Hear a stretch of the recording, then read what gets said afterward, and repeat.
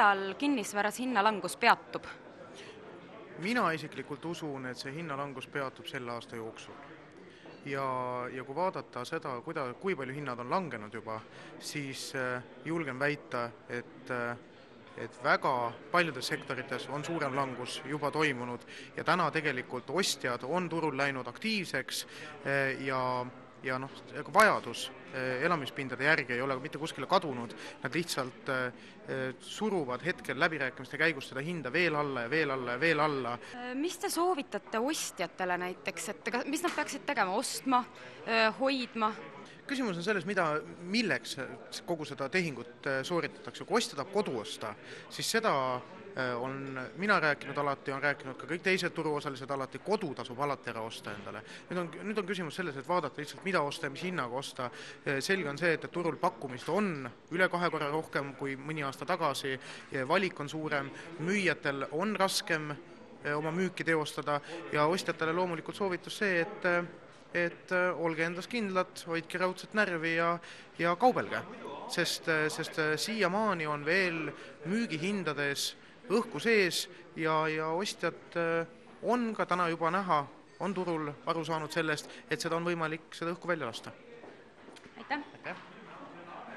Millal lõpeb kinnisvaras hinnalangus?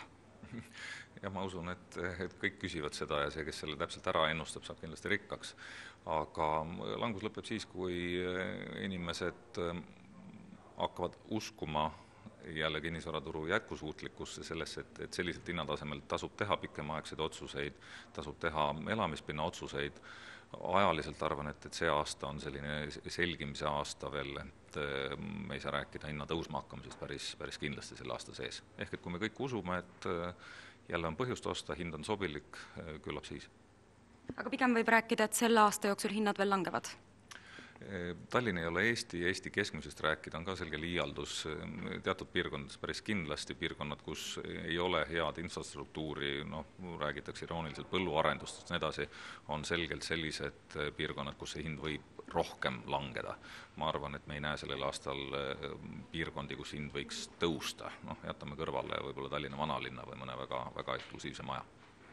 Millist soovitust võiks anda Äripäeva lugejale, mis ta tegema peaks oma kinnisvaraga? Äripäeva lugeja, kes on endale ostnud kodu ja on selle koduga rahul, ärgu vaadaku iga päev ja iga kuu, mida hinnatrendid teevad. 5 ja 10 aasta perspektiivis igal juhul elamispinna hind tõuseb.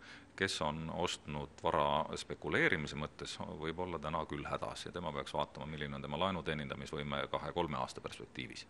Aga usun, et 99 inimest 100 oma eluaset ostes võiks päris rahulikult mõelda oma kodu kvaliteedile, energiasäästule, mis on uus trend, asukohale, kas see vastab tema harjumustele, soovidele, perevajadustele. Kas on midagi, mida võiks täna kindlasti osta kokku?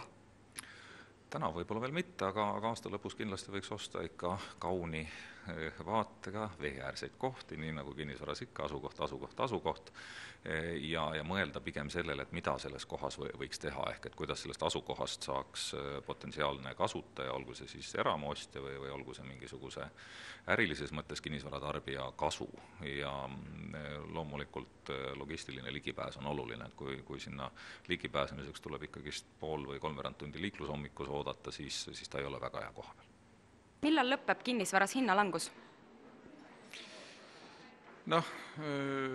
See on niivõrd emotsionaalseks muudetud see küsimus, et sõltub, miks seda küsida.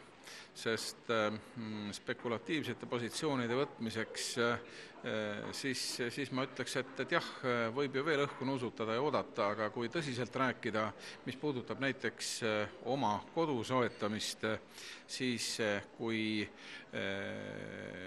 maksevõime on selleks olemas, siis elu on lühike ja eluase tasub ära soetada küll. Mitte seda, et ma nüüd õhutaksin, et tulge ja ostke iga hinnaga.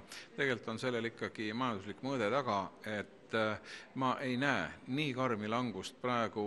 Jah, tõepoolest, kui ta näiteks 10% selle 2008. aastaga võiks veel kukkuda, mis võib ka muide tõenäoline olla, siis mõelgem natukene kas või keskpikas perspektiivis ette, siis päeva lõpuks need hinnad tõusevad ju niikuinii. Et toon näite, kui kui osta üks soodne majakene, kas ta hind on 1,5 miljonit või 1,7 miljonit, siis väidan, et 5 või 7 aasta pärast on ta kindlasti võrratult kallim, nii et filosoofiliselt naljaga pooleks ükskõik kui pikk on elu, on ta ikka lühike, aga muidugi tasub analüüsida, vaadata portaalid üle ja ei ole tõesti saladus, et ega siis reaalsetel tehingutel ja nii-öelda hinna küsimistel väike lõtk on küll. Seega me võime kokkuvõtteks öelda, et ostjale, mida te soovitate? Kui küsimus on oma kodu soetamises, siis tuleb seda teha, kriitiliselt vaadata kõigepealt oma rahakotti, rääkida pankuriga, sest ka pangad on väga mõistlikud täna, et mitte öelda oluliselt konservatiivsemad ja kodu soetamisega ma ei näe küll põhjust, et peaks viivitama, seda enam, et pakkumist on palju ja kahtlemata ei ole mingit põhjust minna rabama või kuulata esimest soovitust, ikkagi vaadata üle, mis seal turul on, sest et täna ikkagi suhteliselt mõistlikus hinnakahvlis on päris häid pakkumisi. Aitäh! Millal lõpeb hinnalangus kinnisvaras? Mina isiklikult arvan, et hinnalangus kunagi ikka lõpeb. Ma arvan, et selleks võib meil kuluda kuskil aasta-poolteist. See oleks nagu see aeg, millal realiseeritakse ära turul olemasolev ülepakkumine ja niikaua, kui see ülepakkumine on olemas, niikaua on raske leida põhjust, miks peaks hinnad tõusma. Selle aasta jooksul nad ilmselt siis langevad veel, ma saan aru? Mina arvan küll, et me näeme siin mõõdukat hinnalangust veel aasta jooksul. Mida te ütleksite praegu inimestele, mis nad peaksid tegema kinnisvaraga, ostma, müüma, hoidma?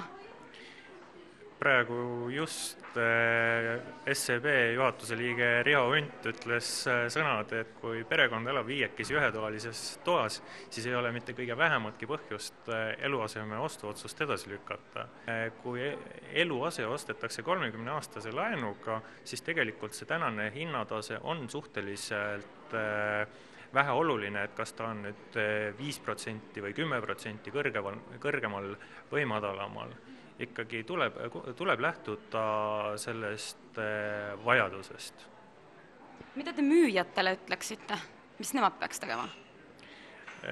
Müüjad peaksid muutuma kliendikeskseks. Täna on, ma julgen küll öelda, valdav enamus arendajatest, kinnisvaramüüjatest on suhteliselt sellised objektikesksed. Nad peaksid aru saama, et see müük peab rahuldama mingi turusegmendi vajadusi, peavad nagu selgeks tegema, mis need vajadused on. Tuleb teha trikke, tuleb näha vaeva ja küll see müük siis tuleb. Millal lõpeb kinnisvaras hinnalangus? No ma arvan, kes teab vastust sellele küsimusele, võiks väga rikas mees olla mõne aja pärast, eks, et no sellele küsimusele vastust ei ole, me nüüd teame, millal nagu hinnatõus lõppes, eks, aga millal nagu hinnalangus lõpeb, no seda me saame ainult tagantjärgi öelda, et ma arvan, et nii julget inimest küll ei ole, kes seda kuupäevaliselt või kvartaliselt või aastaselt suudaks nagu öelda.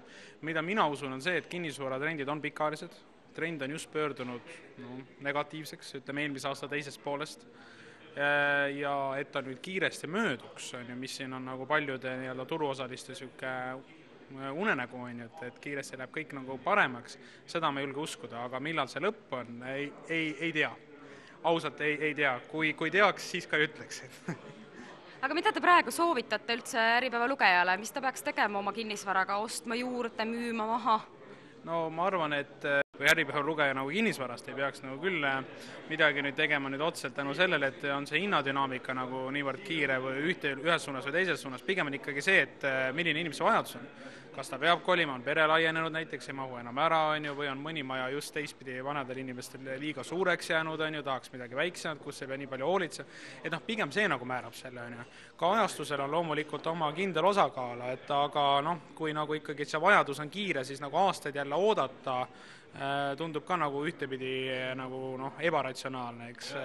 Aga ma arvan, et ostja jaoks on praegu päris huvitavad ajad, nii et valikuvõimaluse üle vaevalt keegi täna kurdab.